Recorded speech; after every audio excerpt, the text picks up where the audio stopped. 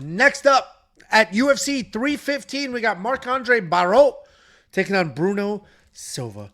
Marc-Andre Barriault, 16-9 in his career, 2-3 in his last 5. He is on a 3-fight losing skid. He's taking on Bruno Silva, 23-12 in his career, 1-4 in his last 5 on a 4-fight losing skid. Marc-Andre Barriault, pretty well-rounded guy, decent kickboxing, decent takedowns, good jiu-jitsu, typically looking to press you forward, wear you down on the feet.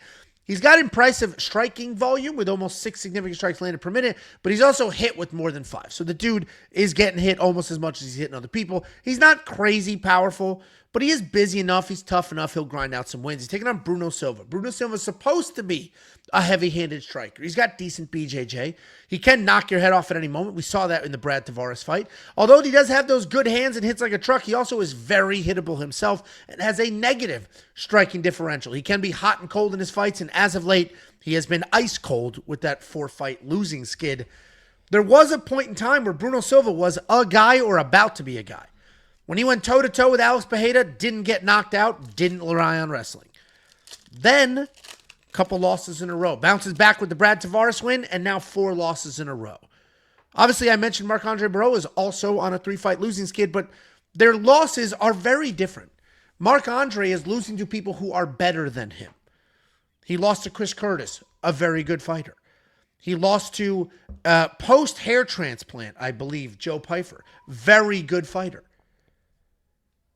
Bruno Silva's just losing left and right. You got the eye poke excuse with a 40-year-old came back from a broken leg, Chris Weidman. But other than that, Bruno Silva's just losing, and he seems to have lost his passion for this fight game. He doesn't seem the same person. You can literally see it physically in his body. I'm going Marc-Andre here, and there might be somewhat of a discount because of what we've got going on. I didn't update the odds correctly on the slide. Marc-Andre is a minus 140 favorite, not a minus 220. What do you think, Jacob? Yeah, good fucking luck. What? Good fucking luck. I picked Marc-Andre. Yeah, good fucking luck, buddy. Okay. Good fucking luck with either one of these guys, honestly. Okay. I don't know what the fuck's gonna happen in this fight. You got a guy that's been knocked out flat cold the last 2 fights. You got one guy that looks like he doesn't even give a shit about fighting anymore. There was no tenacity in his last fight. I have to imagine that Marc-Andre in the effort category is gonna give more effort in this fight. Is that gonna matter? Is he gonna get knocked out cold because of his effort? Maybe. I have no idea. But I'm going Marc-Andre Barriault because at least I know he's going to give a shit. So if the fight turns sloppy, whatever, he can turn on that power bar, fucking aura, whatever it was, and kind of drown a guy like Bruno Silva. But he's been getting put out, and Bruno Silva tends to put people out when he does fucking win fights. So I'm going Marc-Andre. He honestly could look like one of the best value on the card when it's all said and done. We might look back on this and be like, of course we should have bet Marc-Andre, but he's going to be my pick. If you guys are playing like 4 or 5 leg parlays, I think you add Marc-Andre. I think he's worth kind of that play. Maybe like a minus 3.5 could be an interesting play for Marc-Andre, because if he wins, it feels like he's going to fucking just kind of drown Bruno Silva, but I'm picking him, but it is what it is. What's the fuck's Bet Sam saying? He's bitching about my dog crying. Sorry, he's old and fucking No, I get. I mean, has that's dementia. no, but I mean, stay on him about that because it kind of ruins my night too. The dog, he's losing it. The dog's losing his shit, and now he's on like $200. Let him lose it in the street. $200 a month medicine to prevent what's happening right now, and it's not preventing it. Dog's an absolute mess. I texted Tiff. What the fuck's she doing? Honestly. Yeah, bitch. I said, get your dog. Hey, shake a leg, woman. I think she did. He shut up. Shake a leg, woman. He's at it again. Did you make a pick?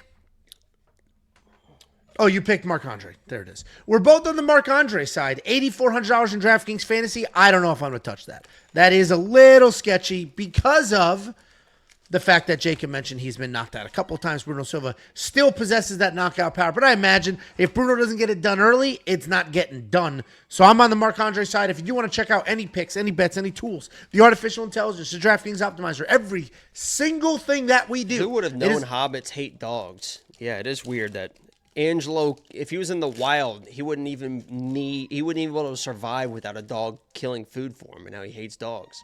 Who hates dogs? Me? You're the Hobbit. I'm not the biggest hobbit that's ever existed.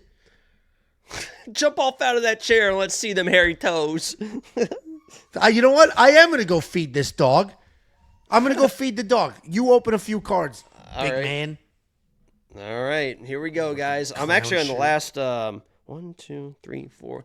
On the last fucking 5 packs here on the last box. Do you guys know, are any of these going to be numbered ever?